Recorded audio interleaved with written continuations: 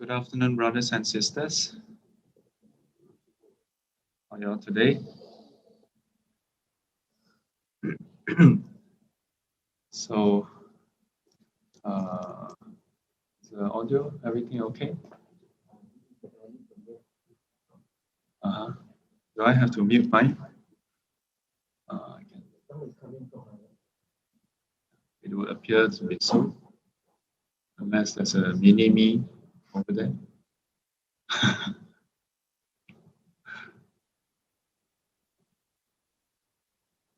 Yeah. Take a deep breath. Ha ha ha ha. No pressure, no pressure. Okay, so before we start, we have a new friend with us today.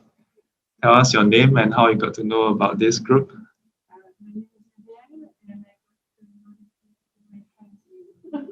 Very good. Very good. Welcome, welcome. I've heard of you for a few weeks now. Yes, yes. What's your name again? Huh? Muriel. Okay. And what language is that? French. Comment ça va? What else do I know how to say? Bonjour. Comment tu t'appelles? Yeah, Maria. Yeah, je suis Changguan. Je m'appelle Changguan. Yes. Je suis Buddhist professor. Something like that. It's been too many years. Thought that was good to begin with. Welcome, welcome. So yeah, this is SGC. So we do a bit of puja, which is the chanting.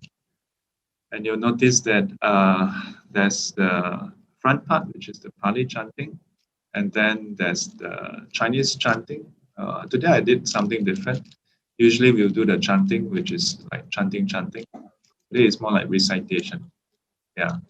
And the reason being, while I was ordained in the Chinese Mahayana tradition, but I see that in Singapore, especially for the younger generation, it's kind of maybe a bit tough, at least for some, to enter into the teachings if there's this 1 hour of Chinese chanting. Yeah. So, yes, given that in Singapore we actually have quite a bit of friends from overseas who are either studying in Singapore or working in Singapore. Yeah, so I think this is helpful. There are students who actually ask me why we do not have programs in Mandarin. I do have on a demand basis. Yeah. But I think there are enough Chinese monks giving talks, chanting puja in Chinese, in Mandarin already. Yeah. So at the same time, I still have a bit of that Chinese chanting so that we don't get disconnected from the lineage. And then we have a bit of meditation, not too long to frighten people away. I would say it's short actually. Yeah, it's really short. Yeah, but enough to let people feel like, oh yeah, I did some sitting today. And then we have the not so short sharing. Yeah. So welcome, and let me see who else is here for the first time. Are you here physically for the first time? Yeah. 2 years ago, expired already. Coven. Okay.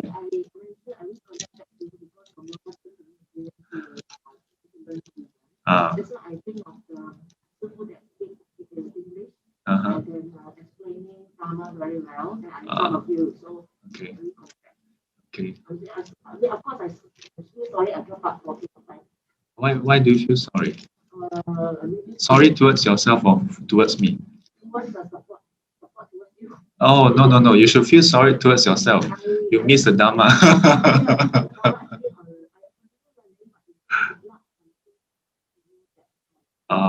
It's okay, it's okay.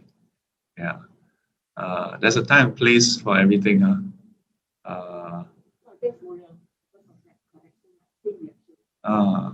Yes. Yeah. We all we need somebody to get us back in track. Yeah. But in Buddhism, we say as long as we have learned it, the seed is planted. Yeah, it's a matter of when it takes form.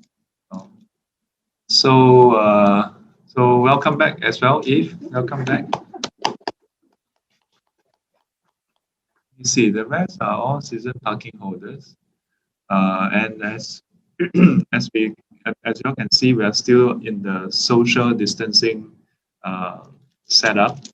So it's actually quite nicely spaced out, huh? Yeah. And now with the new the new towel, new cushion, new look, everything. This is a second time because the last session we invited a guest speaker. So today's topic, asking and answering. Yeah. Is the text big enough, or should I expand it? Is this better? Probably better, huh? Okay. So asking and answering. So this today's topic is quite interesting because it's not the usual. Oh, Shifu, give us talk about right speech. Yeah, not just about that. Of course, in a larger scheme of things, in the Buddhist teaching, speech forms one of the three types of karma, yeah, or action. Even without learning the Dharma or Buddhism, we know that what we say matters. Yeah? And sometimes what we don't say it matter even more. Yeah? And how we say it, when we say it, our intent of saying it, all this counts. Yeah? We have all heard different stories of how words itself can leave long-lasting imprint. Of course, there's the childhood nursery rhyme of what sticks and stones can break my bones, but words can't hurt me. Yeah, what kind of things to tell kids, right?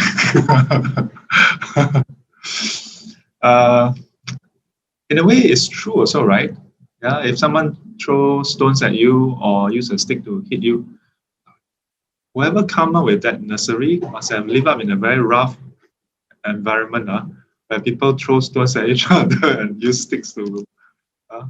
Never got into a fight where people throw stones at me, Marcel, have you gotten into fights where Marcel said, no, we use knife? Have you gotten into any real fights before?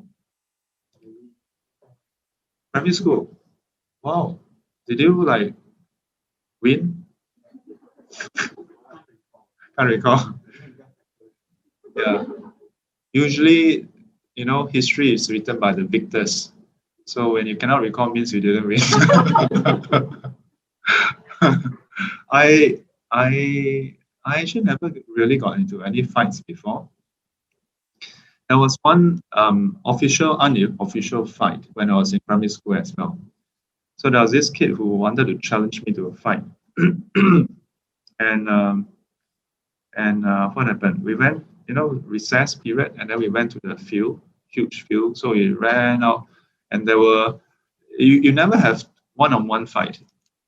When you have two person having a fight, there'll be at least 4 to 5 boys going to watch, Yeah.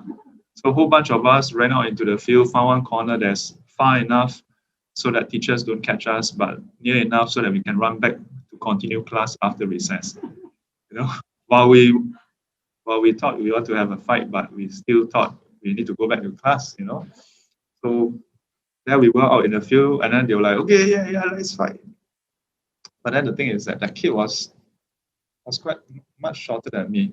I mean, I was also small, right? But he was much small.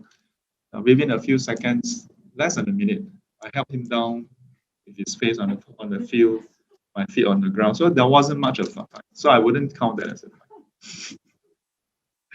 But yeah, except for if the person really break your bones, there are more dire consequences.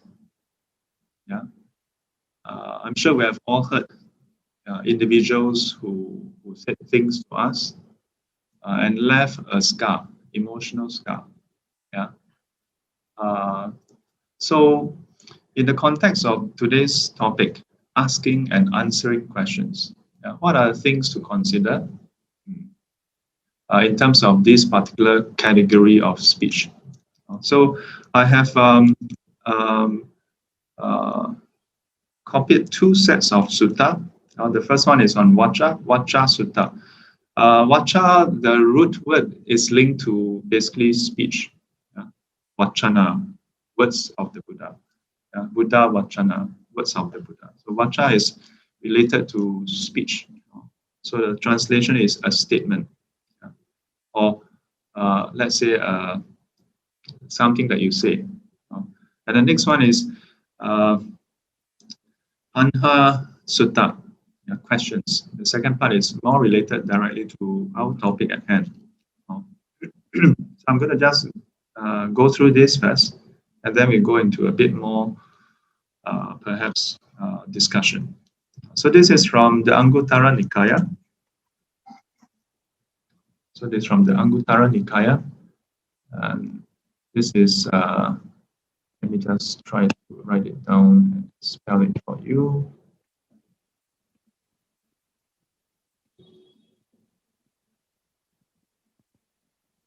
And the Anguttara Nikaya is found in the Pali Canon. It's usually seen as like the fourth collection. And this collection is very unique because it is grouped by numbers. So those of you who have been attending a class, this is more like a refresher. So also in the Chinese Mahayana tradition, the Sanskrit term that is often used is ekotara. So either incremental or gradual or numerical. So it goes from 1, 2, 3, 4, and then 4, then 5. Yes, correct. Very good. And so on, up to 11. And 11 basically covers all the different topics that has numbers larger than 10. Yeah. So in this particular one, Anguttara Nikaya, Book 5, so then we have 5 things. Yeah. And it's Sutta number 198. So you'll notice that there's another set of numbers here, and you'll see this over here, PTS. Let me zoom it in for you. PTS. PTS stands for Pali Text Society. Yeah. This page itself is from the Access to Insight.org website. A lot of the suttas have been translated by different venerables. A good number of them has been translated by Venerable Tanisaru Bhikkhu, also known as Tan Jeff in US. And they use this ordering,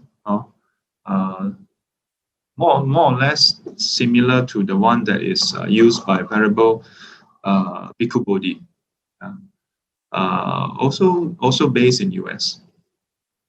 The PTS itself is an acronym for Pali Text Society, and it dates back to some over 200 years, in the land of India, the founders of this society were actually from Great Britain. There are different accounts of how it started. The version I heard was that they were a group of people who were commissioned under the British Empire, under the Great East India Archipelago, Great East India company thing, and part of that establishment to understand the local culture, India's local culture, religion, language, everything, every aspects, and in the process of knowing, then to be able to rule them. This is a version I heard. And interesting thing is that through that process, then they were like, oh, this is pretty good. Yeah. And in the end, they formed a society, and some would say they became Buddhists. Yeah. But whichever way it is, they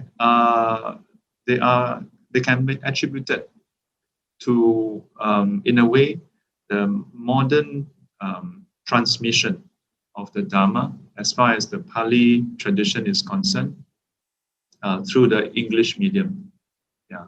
While there are all these translations we have today, that goes beyond the PTS translation. Without the earlier translation, the modern folks will have a hard time. Yeah. Because a lot of the dictionaries have links to the translation they did. So without further ado, let's get started into the text. So you'll find that some of these suttas don't have the preamble, like thus have I heard. Yeah. A lot of the suttas don't start off that way, yeah, for various reasons. Sometimes it's because of the way they collect it, and the way they recite it. But this is the meat of it, so to speak. So monks, a statement endowed with 5 factors is well spoken, not ill spoken. It is blameless and unfaulted by knowledgeable people. Which 5? So there's the open statement. The address is to monks, and in all likelihood, the original text would indicate Bhikkhawe or Bhikkhuwe, so addressing the monks. And you will find that a lot of suttas addresses the monks. Well, for the most part, because there was a long duration where the Buddha, there were only monks. Yeah, and even later on, when there were nuns already, how do I put it? The nuns would request for speakers, for teachers to go and teach them. So you'll find that a good number of the suttas are all addressing the monks. Yeah. In some cases, it will be whoever come to ask the Buddha questions. Yeah. So that would give you some context as well. So in this case, the Buddha addresses the monks and tells them that when something is said and it comes with 5 factors, then it is well spoken. So that means that saying that is good, it's beneficial, it's fruitful. Yeah. So, and as a result, those who are here, the translation is knowledgeable. I think in some translation they would use the word wise. Yeah? That wise people would find it blameless and unfaulted. So if you say in a way that comes with these 5 factors, then it is good. Good that you say it. And people cannot find fault with it. Yeah. Now, of course, in our course of life, we know that if people want to find fault, people can find fault. Yeah. But here it's talking about knowledgeable, wise people. Wise people wouldn't find fault. So not saying that nobody can find fault. Don't look at this sutta, then, oh, okay, so I time it. This, then, then you come back to Sifu. Hey, Sifu, I got criticized that day. Well, it doesn't guarantee that is blameless by all people, but only by knowledgeable or wise people. So what are the 5? It is spoken at the right time. It is spoken in truth. It is spoken affectionately. It is spoken beneficially. It is spoken with a mind of goodwill. Yeah, so these are the 5. So namely, if I may, this is about timing. This is about the truth of it, whether it's true or false. This itself and this are very similar, or affection and goodwill. I would say that this may sometimes be translated as compassionately. It is spoken beneficially. So there are 5 altogether. So the first thing is timing. Yeah, timing. If you look at some of the suttas, there are some cases where someone who is junior actually spoke out of turn. Yeah. In particular, I remember one sutta where the Buddha was addressing, was talking to some Brahmins, and these are the majority of them are all senior Brahmins, very elderly. And then at some point, one junior Brahmin, he out of like he just kind of jumped in, and asked a question. Yeah. And in the context of the sutta, it seemed as though he spoke out of turn. Yeah. But then the Brahmins then interjected, saying that no, he is actually very knowledgeable as well. Yeah, he's very wise, so it's okay. He can come in and speak with us. Yeah. So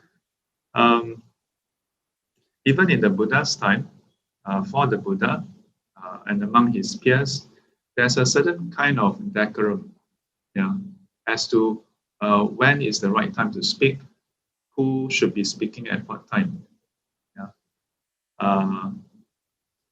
I remember when I was much younger, I don't know about kids these days. I think kids these days are free to speak anytime.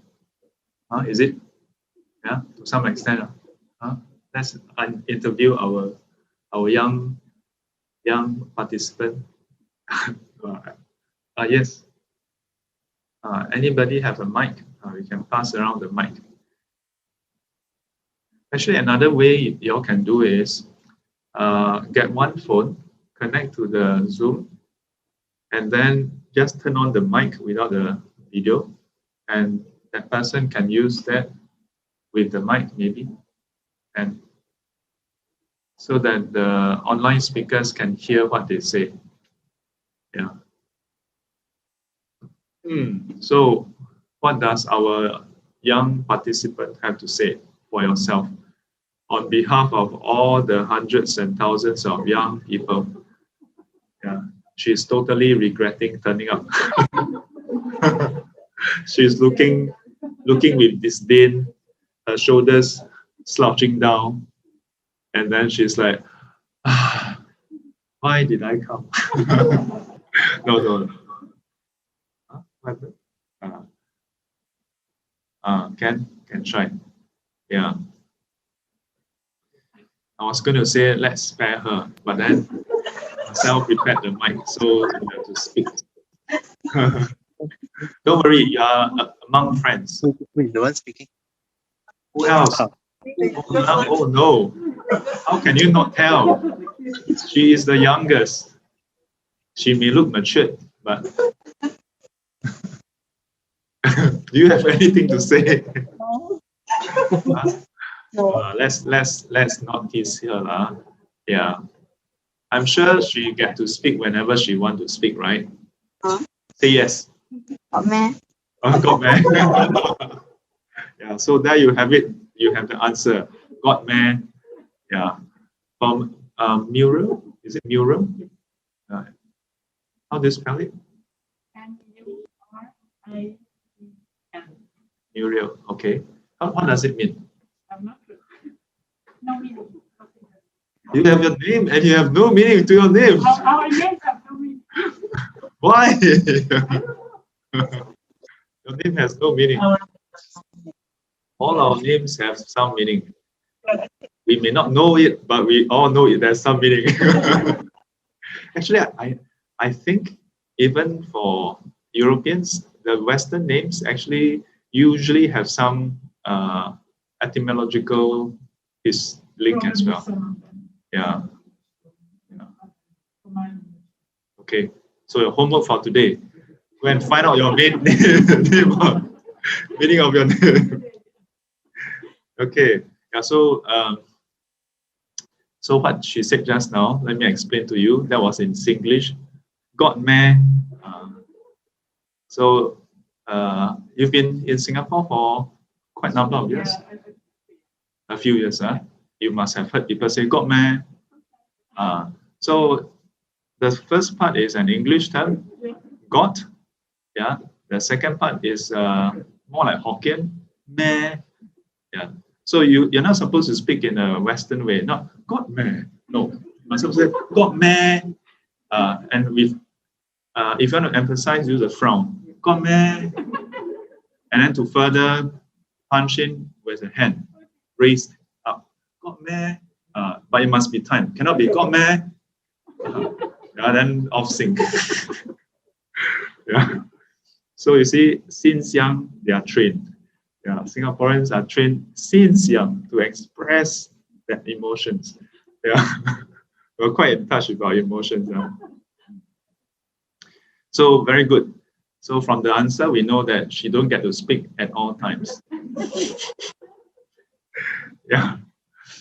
Sometimes at children's class, I will tell them, it's not that you cannot speak, but if you feel compelled to speak all the time, and you then, as a result, speak all the time, then it means that you are out of control. I'm not saying you cannot speak all the time. I'm saying there are times where you should speak. There are times maybe you should try to refrain from speaking. Only when you learn when to speak, when not to speak, and you learn to be able to not speak even when you feel like speaking, and to speak even when you don't feel like speaking, then you're in control of your speech. Then you're in control of your speech. If you speak merely because you feel like saying, because on impulse, that every time someone says something, you must reply, then you're just like the wall. You know, for even the wall can make some sound, you know. Yeah, you shout loud enough, there's an echo. Yeah, so don't speak like a wall. You must know the right time to speak. When is the right time to speak? Is it our turn? In terms of timing, it can be quite sensitive as well. Yeah, like it's not just about your social standing. It's not just about the social etiquette, but also perhaps the suitability in terms of timing. Yeah. For example, this is something that I think as Buddhists we have to be even more cautious. For example, after learning Dharma, they all sometimes feel compelled to share the Dharma. Yes? Say yes. Yes? No? We? Do you all feel like sharing Dharma? Yes, or no? Do you know? Do you understand what I'm saying? All of them have a blank look. Yeah. Those who are online, you have no idea what I'm saying. All of them like, they are wearing masks. So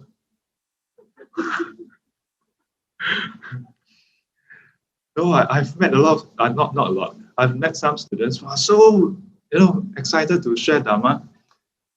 So much so that even when they attend the funeral, yeah, they want to share Dharma. When they see their friends, the family members of the departed, the deceased, like very sad and they're sobbing, they go in, immediately speak Dharma. Don't cry. Huh? Let go. Let go. I'm like, really? Like, this is the time to tell people to let go. Like, really? Yeah, it's quite, timing is very important. Yeah, when someone just lost a family member, please don't go in guns blazing and tell them, didn't the Buddha teach? Sifu last week just teach, right? Non-attachment. Correct? You know why you're crying? Because you never internalize. Please don't say that. In case if you all ever encounter some students who say that, I'm speaking to the video webcam. I don't know which one. There's three, I don't know which one to talk to. Supposed to look at this one. But then, how about that? But this one is not flattering, This This webcam is not flattering. Is okay. I must wipe. That is a bit clearer. Is it better now? No. Actually, you can select share, and you can share two speakers. Can you share? Oh, alas. So I have to look at this camera. And I was still looking there like in the studio.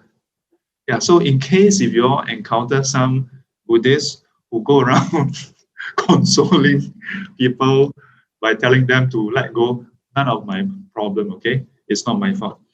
Yeah. There are so many examples, but I think I can leave that exercise to you all to figure out the timing. While it's good to share the Dharma, oftentimes at the moment when something went wrong, it's probably not the best time. Yeah, I've seen for myself when a person get angry and the other person go in or something, then I'm like, well, if the person knows that, the person wouldn't be angry, right? So the fact that the person is angry, I don't know. Yeah. Also timing. Next, spoken in truth. That means what you say is true, right? So imagine, imagine what is one truth that would not be pleasing to you all. Like for example, you go to your grandma's birthday, and then you wish her, "Grandma, happy birthday! And by the way, life is impermanent." Your grandma will be like, I think immediately impermanent. Your grandma will be, yeah? Please, don't go and tell your grandma or grandfather or your mother, father, and say, "Happy birthday. You're now 84 years old. Statistically speaking, you have already reached your lifespan as a woman. This is the average lifespan. So anytime now, okay, grandma, anytime." Yeah. And by the way, I've already contacted Venerable Chuan Guan. Please don't say that. Don't quote me when you are saying this kind of truth to people. Now, it seems like I'm disagreeing with the Buddha. No, yeah, I'm agreeing with the Buddha. But you must be careful that even if it's the truth, there's a timing to say also. Yeah, they shouldn't be taken in isolation. That's my point. Okay, spoken affectionately. As I said, in some, okay, timing was a bit off. Yeah, it was supposed to be. Okay, let's see. Compassionately. Spoken with compassion. The last one is goodwill. Goodwill is usually a translation for loving kindness. So spoken, or perhaps if I can correct myself, perhaps this part here can be seen as loving kindness, yeah, plus compassion. But affectionately is perhaps more about the way you speak it, the way you say it. So to speak gently, yeah. But is there a time for you to speak not so gently? Yeah, so the example I always like to give is, if you are, let's say, out on the street and you see your kid, your niece, your nephew, the little girl, or some random kid, yeah, very attentively looking at the handphone, and then crossing the street, and then there's a truck, there's a bus coming, then what should you do? Then you think, is this the right time? I think this is the right time. Is it the truth that the truck is coming and might smash into her body and cause her to be displaced physically so fast that the body can become compressed, and then I think it's the truth, yes. But I must speak affectionately. So I should say, "Hello, girl." And what if the girl cannot hear you? but still I shall not shout. I shall not use harsh speech. I shall speak kindly. Yeah, when we speak kindly, Jenna. Yes, yes. Yeah, Jenna. Then Jenna, what? Jenna, there's a bus coming. Aya, don't disturb me. Jenna. Jenna. No more Jenna. Huh? So, so again, I'm not disagreeing with the Buddha, okay? We should speak in a nice way so that it's pleasing, so that it doesn't cause people to be repulsed immediately. Yeah, but there are cases where you may need to shout, like the example I gave. If ever, please, today Shifu tell you, if you ever are in that situation, you know already. You have to shout. Please do not in the street, boy. Please. In fact, you may not even have to speak. You should just reach forward, grab the kid, and manhandle the kid. Please never do what they do in the movies. You know what they do in the movies? Run over there, push the kid away, and then... I mean, I always cannot understand, why do you do that? Just pull the kid over. Pull. Don't push. And then... So, unless you're Wonder Woman, or Superman, or Iron Man, please don't do that. Next, is spoken beneficially. Spoken in a way that it benefits the person. Yeah. You know what they say? The road to hell is laced with the best intent. Yeah. So you may intend it to be beneficial. Yeah. But sometimes have to be careful also.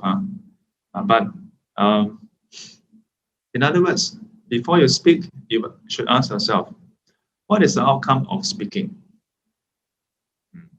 What is the outcome of speaking? And here I want to share with you something that I think, I'm not sure whether it applies to you, but it is what happened for me. So it is about how people would comment on each other's driving, especially when you're close to each other. Yeah, namely my late father. Now I can say the word late father. Yeah, because last year he went off first. Yeah, so whenever he drives, he would, well, okay, let me start the other way around. Whenever I drive, he will comment on my driving. So when he drives, what should I do? I should return the favor, right? No, actually I try. No, it's not true. I try not to say anything. I said that I'm on the receiving end. Because when he drives, he's very cute. Yeah. Because he used to drive a scooter, ride a scooter. So when he drive a car, he drive a car like a scooter. Let me illustrate to you, because those of you who never drive a bike or scooter, you may not understand. So these are roads, right? If you are used to driving a car, in Singapore, you drive on this side, and you will see that you are slightly to the right of the whole road. But in this way, your car is in the center. But if you are riding a scooter, you see yourself in the center of the road. But many scooter folks, they don't ride in this way. They ride at the side. So imagine he drives the car like a scooter. So his car is either over here or over here. Let me erase so that you can see clearly what I mean. So he would drive while he is here and the car is here. And guess where I am sitting? Next to him. And where's the other car? It's right over here. So sometimes when I sit in the car, I'll try to just close my eyes. And when I open my eyes, I was like, oh, that guy is too close. So I'll be like, well, quite do here now. I can see him already.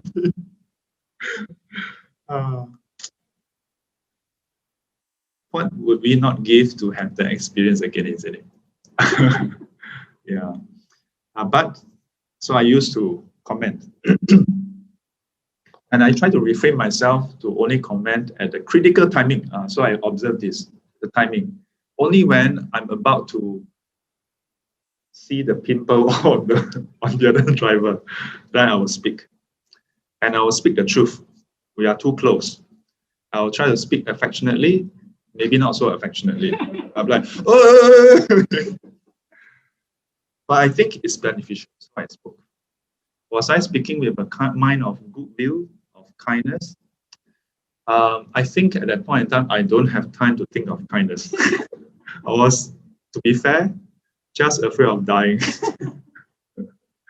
But there was one other occasion where life was not involved.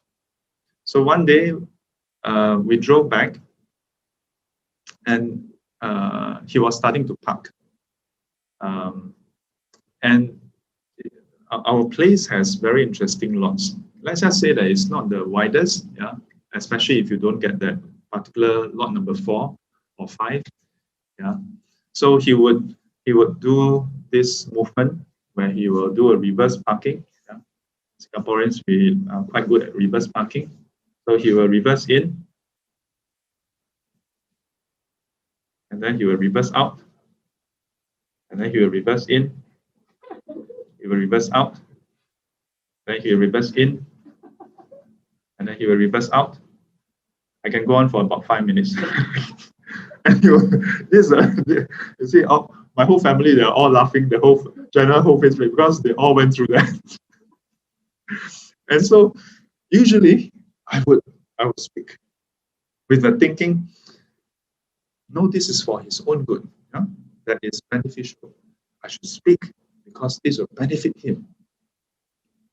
But that one day, and usually that's what I will do.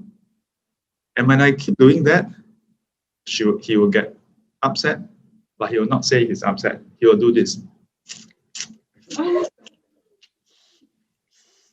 He will start having this. So that's the cue. That, oh no, we have crossed some line here. He will. Yeah. So the day before any of this happened, I decided, and I didn't say anything. And instead I told him, "Ba, what can Mama say kick her? Then he was like, oh. So I got off with my mom, went into the lift. When my mom got in, I told my mom, I said that just now I was this close to commenting on Papa's parking. And then she would look at me, she's like, so why didn't you say?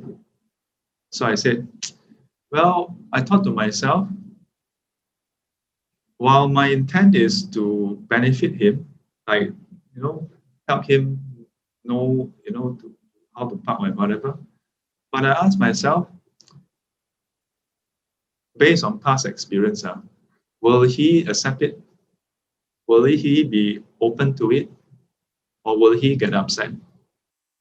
And perhaps even more. And I decided, yeah, probably won't work this time as well. So I decided, since it doesn't benefit him, even if my intent is to benefit, then I shall not speak. Yeah, then my mom said, today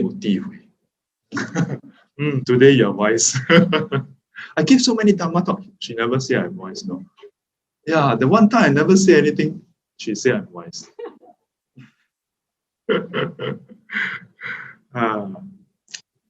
So this thing, to consider whether it is beneficial for that person.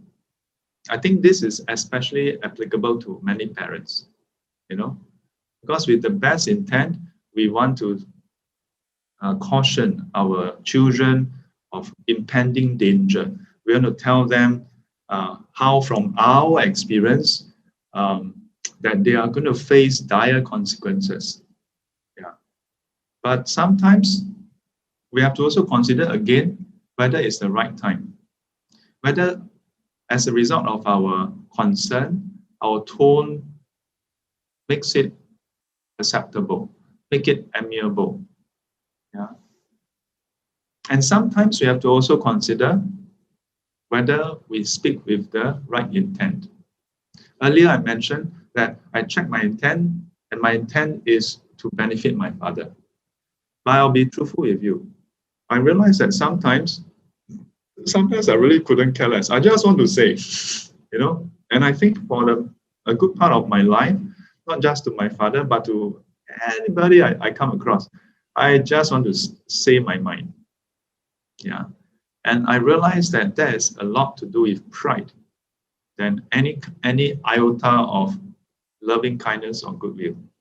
It's about pride. It's about ego. It's about me, my view. I am correct. Self-righteousness. Yeah. I say this not because I think you all are like that. I say this because I was like that. I think I sometimes still like that, So I become a good catcher. Catch myself. And so I'm telling you, in case, telling you not for you to go and catch other people. Please, don't become a Dharma catcher. Catch yourself, don't catch others. So, goodwill, your intent. So, a statement endowed with these 5 factors is well spoken, not ill spoken. It is blameless and unfaulted by knowledgeable people, wise people. So this, in general, about speech. About today's topic, when to ask, like asking and questions, asking questions and answering questions. Yeah, I think this, what we have covered today for the first part, forms a very important starting point. Yeah, because questions are merely a particular instance of this sutta. So when you speak to ask a question, then you have to ask yourself, is this the right time? Yeah. Of course, when you ask a question, then would that be a case where your question is actually false? Interesting. Yeah, questions by itself usually don't have a false or truth in them, but just hold that thought. Then the next one, the way you ask it, are you asking in a nice way or demanding way? Tell me. Yeah. Is it spoken, asked to benefit others? Sometimes people ask questions also out of ego, Yeah. Sometimes we ask questions to show how knowledgeable we are. Yeah. After some years of talking to people, fielding questions, these days when people ask me questions, instead of immediately answering it, sometimes I will immediately just ask, what do you think? Yeah. In some cases, the moment I ask, what do you think? Wow, immediately one Dharma talk come out. So the person asking question, like the person asking me, let's say, Shifu, I've heard people talk about, let's say, something let's say, the 108 kinds of feelings. What is that? Do you know anything about that? Then imagine if I say, what do you think? Oh yeah, I heard. I've learned to ask people, some questions instead of just answering them. Because sometimes people ask questions not because they want an answer, but because of other reasons. Initially, I got quite fed up actually. Initially, I'm like, what is this? But over time, I'm now maybe a bit more accepting. Maybe, sometimes. Because I realized, well, maybe they really have a need to have a platform, maybe they learn so much. They learn so much, they don't have a platform to speak. So, okay, I'll be your student today. I'll listen to you. Yeah. If you want people to listen to you, you must learn to listen to people. We learn this in workshops, right? Yeah, but you must really experience it. I have students who come to me and tell me that they try to share what they learn in class with their family members, in particular their parents or their children. And one of the first questions I ask them usually is, are you usually on talking terms with your parents? And you know what is the very common answer? They look at me like I just asked them whether they fly. They're like, no. And then I'm like, so you don't chit chat with your parents? No, we have no common topics. Do you hang out with your parents? No. Do you spend time with parents? No. Do you go out with parents? No. Then I'm like, then why do you think your parents will listen to you? You know? Yeah. You shouldn't need a Dharma talk to tell you this, you know. This is about being human. Yeah, human interaction.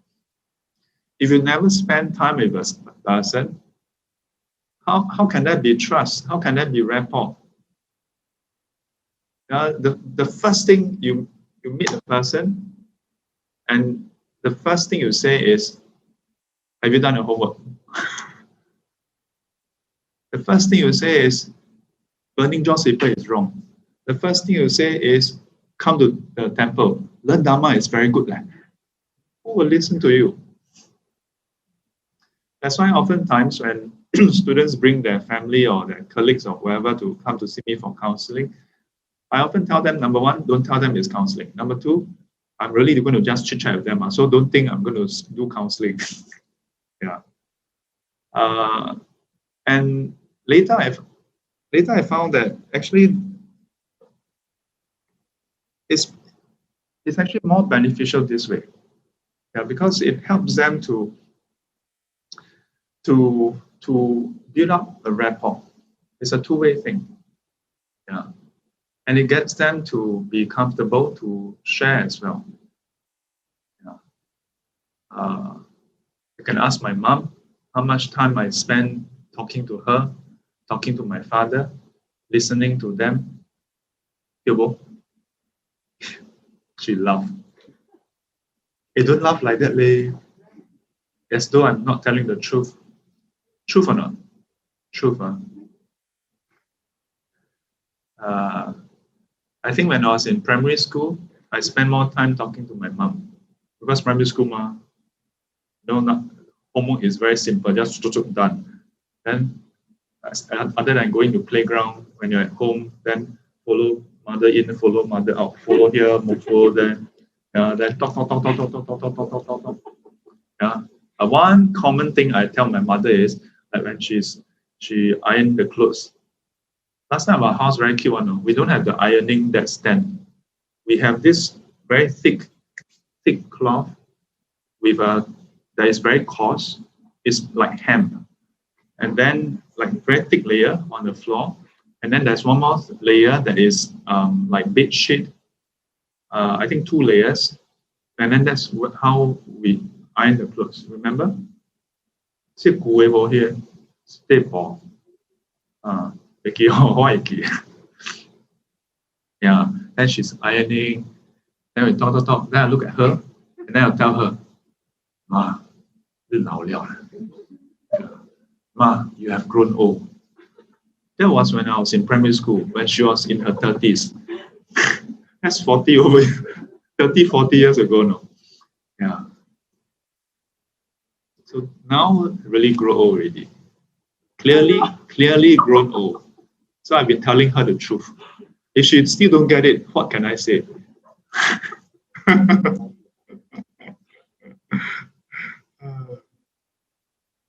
Yeah. But from my own experience, when I think about it, because when students tell me that they have a hard time talking to their parents, getting their parents to learn Dharma, and I'm like, why? And I thought about it and realized, while I think my parents are very open, it's also because we spend that number of hundreds and thousands of hours just talking, and it's not about me talking to them, but I listen to their stories, you go and try. Yeah? If there's someone that you really want to reach out to, but you have a hard time reaching out to, spend time listening to them, or just being in their presence for a while. It takes time for people to warm up, before they are ready to speak. Yeah. And if you put in that time, then there's a bit of that trust. Yeah?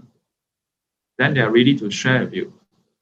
And when they share and you listen, and you cannot say you listen to one sentence and come, I tell you. If you have to catch yourself, Sifu cannot tell you whether you are like this or like that. You must catch yourself. While someone is speaking, are you in your mind? Are you thinking of what you want to say? If you are, then you want to raise your hand and give yourself a slap. Because it means you're not listening. Yeah. Hey, but Shifu, this is about contributing to the dialogue. No.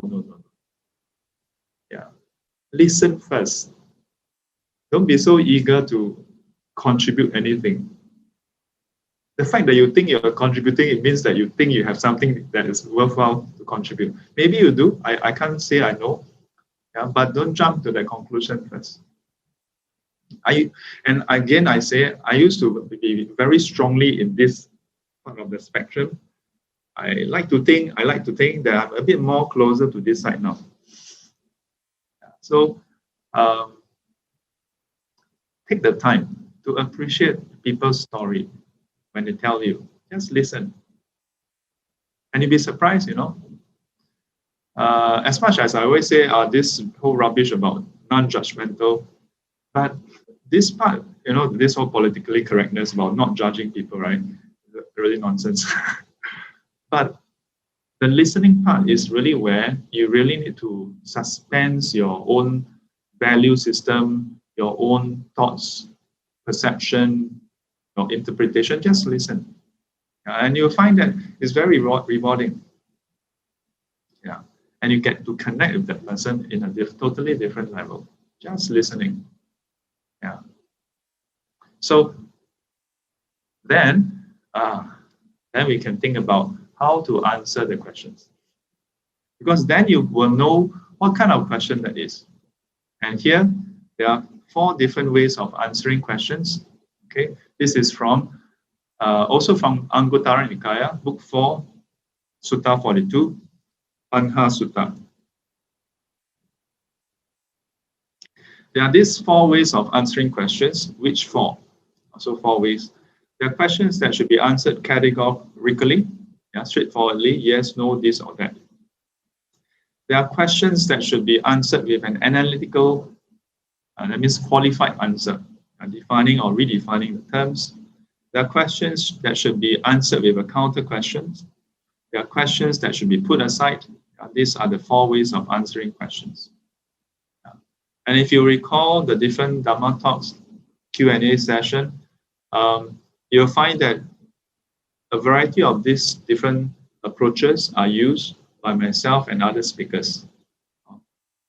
I must say that I have an added advantage of the consulting training in the past, where the categorization is not exactly like this, but had the privilege of being trained to field questions, and also see some very amazing peers in the process itself. It's really an art to be able to listen and then figure out what the person is trying to ask in a very short time. Because, just now we were talking about relationship building, right? But when you're in a corporate meeting, you have only that 15 minutes kickoff meeting or the fact-finding meeting, 15 minutes, half an hour. Yeah. And the key decision maker is going to just walk out in 5 minutes' time if you don't catch his attention because the person is too busy. You don't have time to...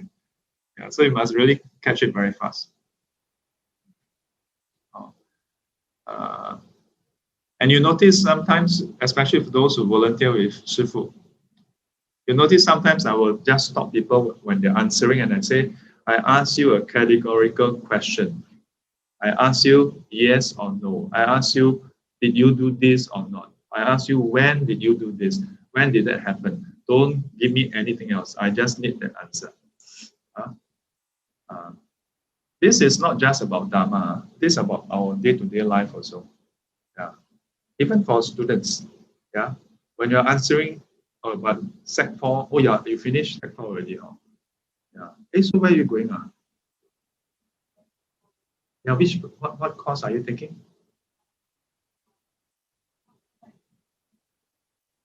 Oh, customer experience. Oh, this is good for you. So when customers call up, then your answer. What will you be saying? Haven't started course, right? Or haven't? Yeah, but that's a huge field. That's a huge field. When not necessarily doing the cassette. But this is actually applicable in so many areas. So many areas. Let's go through the sutta before we elaborate. So first, the categorical answer, then the qualified, third, the type to be counter questioned, and fourth, the one to be set aside. Any monk who knows which is which in line with the Dharma is said to be skilled in the four types of questions. Hard to overcome, hard to beat, profound, hard to defeat. So this is quite interesting. Because in the Buddha's time, I think in the Buddha's time is a bit rougher than now, Yeah. Because nowadays everybody nice, especially, if you are a different religion, nobody dare to ask each other difficult questions because any old how kena some act come out. But whenever I get invited to those interfaith dialogue, I always but within boundaries.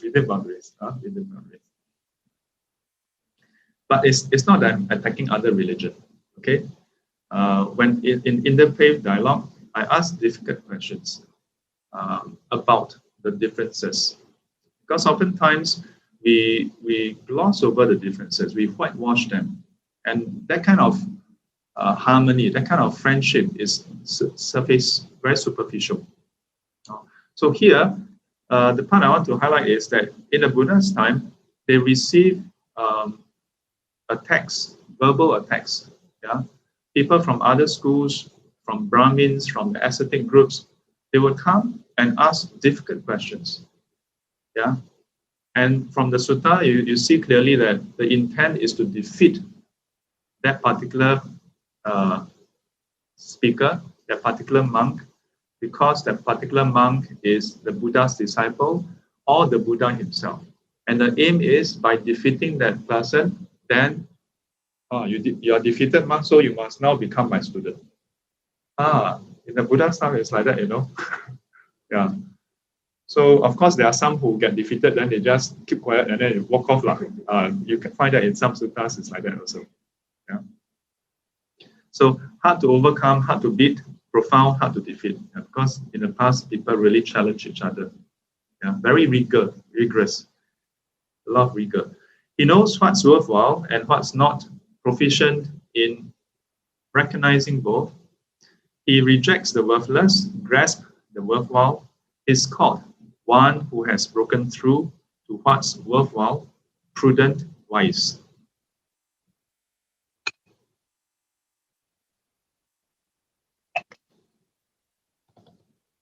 So let's go into the four types again. So the first one is quite straightforward, asking categorical questions. So that means the answer doesn't need further elaboration. Yeah, the question itself is confined to like MCQ.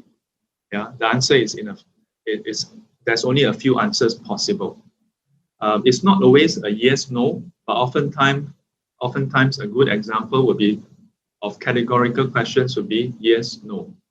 Yeah, like for example, did you drive today? That's a categorical question. What kind of car did you drive? That's also a categorical question, but the answer can have more options.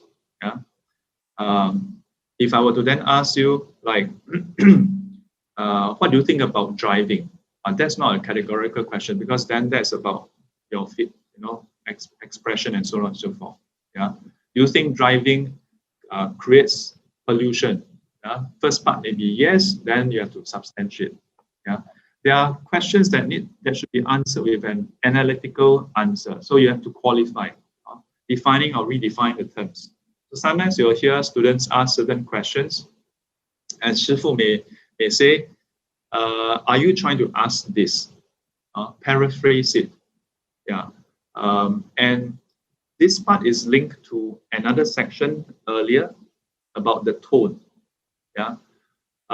Those of you who field questions on a regular basis, you'll be familiar with this. When people ask questions, do not be surprised if they come off as provocative or aggressive, even when none is intended. Yeah. When I first came back in 2006 and I started to give talks here and there, I was quite surprised when students asked questions and I felt very defensive, Yeah, either defensive or upset. And then become a sparring match sometimes. But over time, I realized that there are other reasons why people ask questions in an aggressive manner. And one of the leading reason is because, well, it's just uncomfortable to ask questions. It is stressful to ask questions, especially when you're in a crowd. And so the fact that the person actually asks a question, he must have you cannot imagine how much of that, excitement or fear is actually welling up already. And all that translate into what can appear to be aggression. Yeah. And my own experience is dealing with it in the second manner. Yeah. Not just simply giving a straightforward answer, but to rephrase it, redefine it, or to verify. Oftentimes diffuse how they feel. Yeah. Usually from your angle, you are looking at Sifu, looking at Buddha, you don't really see the other person. Sometimes if the person is sitting in a certain angle, you can see. But oftentimes what I see is this. When a person is asking, the person is sometimes the voice, you can hear high pitch. High pitch is a very telltale sign of stress, and the person is speaking and not breathing, and then the voice becomes higher and higher, and you start to see the person red. Yeah. And sometimes I would make a joke out of it to help the person diffuse it. Like, come, take a deep breath. And the person realizes, oh, I'm not breathing, And when we paraphrase it, you see the whole aura change, You see the person like, yeah, exactly. Yes, thank you. Yeah. And that's where you know that, yeah, actually, for the most part, no aggression was intended. Also, paraphrasing helps this part also. Yeah? And it also helps to make sure that certain assumptions are clarified. Yeah? As in, when a person uses a certain term, if you know that there are certain connotation about it, then it's good to clarify. So, for example, yesterday, the speaker I was supposed to comment on, he used the term belief. When I saw that, I was like, this is quite tricky because belief can be interpreted in many ways. But I decided to give it a go.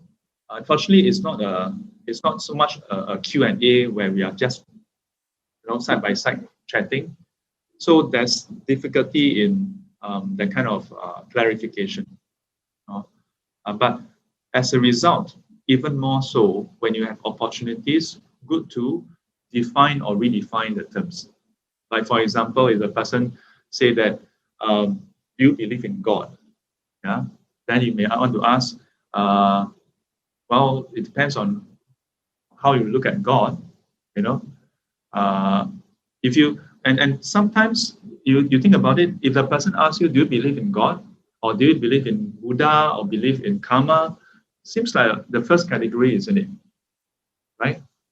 And we are usually tempted to just say yes or no. What I would usually do these days is what I just said. I would say, well, it depends. Because then it opens up, room for discussion. In most cases, when a person asks a question that seems to be categorical, the person already have a response either way. And in most cases, the person would be inclined towards one angle, where he has a whole set of arguments for or against it. Was that the timer for me to end? Oh, no? Yes? Happened to be 3:30. So what I found is that if you just answer yes or no, then sometimes it put the person in a spot. Yeah. Because if the person's angle was the other way and you answered yes or no and it's the other one, the person may kind of like, okay, then how? Then how? Beep, beep, beep, beep, beep. Huh? Stop playing with the toy. How do you feel now? How do you feel now? Excited? So another time I throw this over. Don't worry. This is not Zen monastery. The monastery, I will throw something. But these days cannot. These days, throw something, gonna halt to the police station. No wonder very few people get enlightened.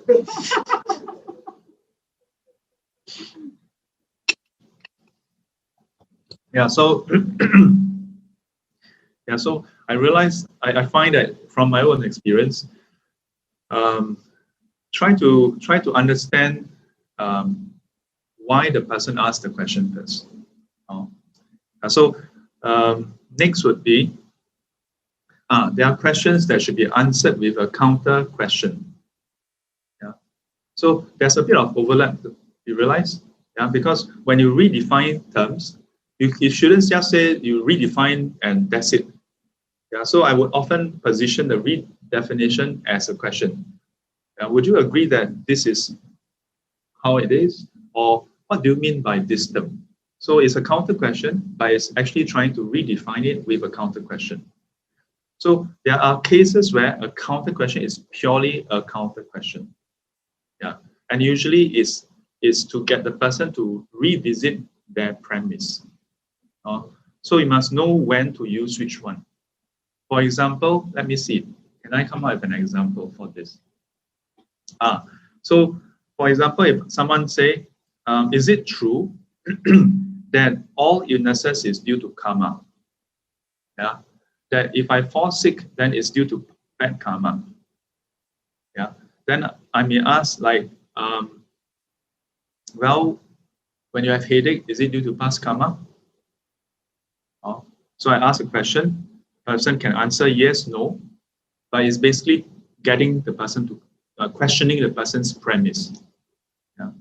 And through the different types, then you get the person. The aim is always not simply to win.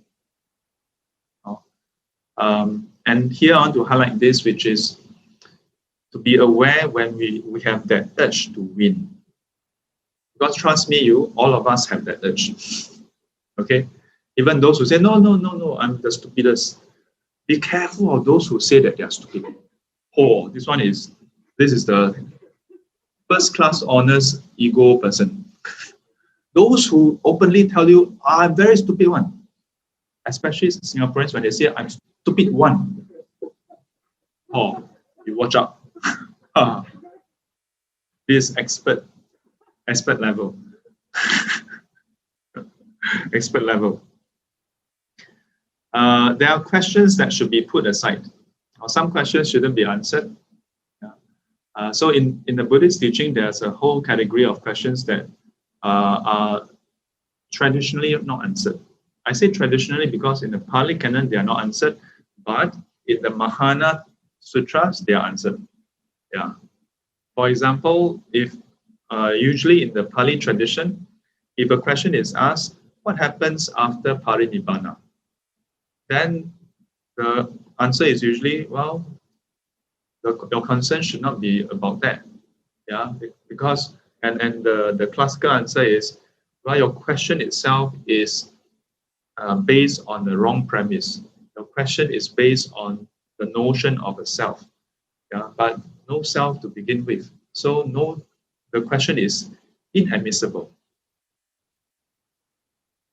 To me, answering in this way is correct according to the tradition, but I find that a lot of people don't find this satisfying. And they feel like this is a cop-off, that you are just kind of dismissing the question. So oftentimes I will get them to revisit and rethink why they're asking this question. Some other questions that I have personally put aside is questions about past life, future life. Yeah. And I would put it aside by asking them a counter question. My common counter question is, you want to look at past life? You want to remember your past life? Why can't you remember it? Well, can you remember what you ate last Wednesday morning? And most people will be like, yeah, and that kind of is an answer to that question. Yeah, because if you cannot even answer that question to remember what you ate last Wednesday, why are you so concerned about past life? But even more importantly, the things we remember in this life, oftentimes we use it to torture ourselves and others. Yeah. So perhaps it's better to, so my approach is to get them to think that perhaps it's better that you learn to make use of what you know to benefit yourself and others first, before you try to go and know so much things. So questions and answers. When to ask, how to answer. Any questions?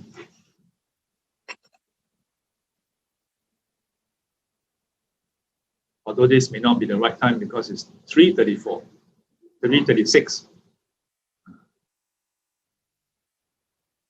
Any thoughts or questions you'd like to ask? Now would be the time.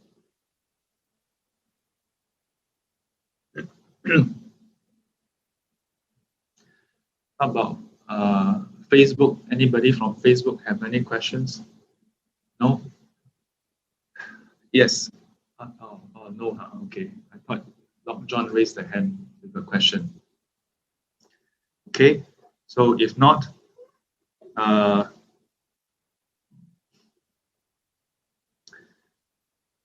would like to end the session with an exercise for you all to do. This is an exercise that some of you have done before. So for the next 1 week, before you speak, track through the list.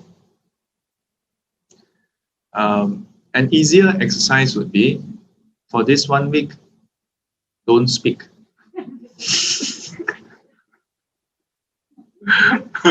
Yeah, that's the easier one. Yeah, it's easier. Just don't speak. Unless it has to do with life and death. And in many classes, I give that as a preamble exercise. Yeah. Because as I said earlier, we need to learn to not speak first. In our life, in school, we often learn to speak, but we seldom learn not to speak. Raising your hand, being able to raise your hand just shows that you can raise your hand. But being able to say, not raise your hand, in addition to raising your hand, shows that you have control.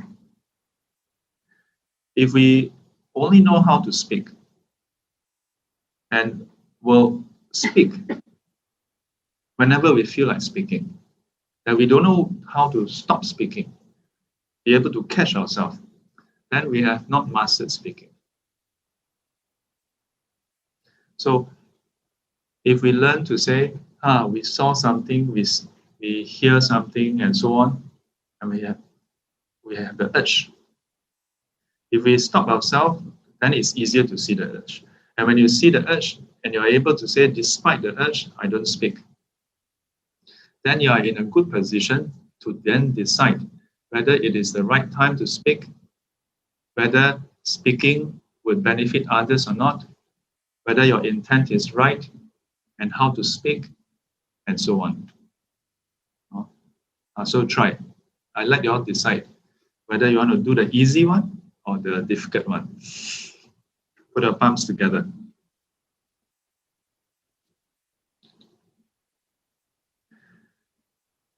Yuan xiao san zang chu fan nao. 愿得智慧真明了，不愿罪障悉消除，世世常行菩萨道。阿弥陀佛，起立。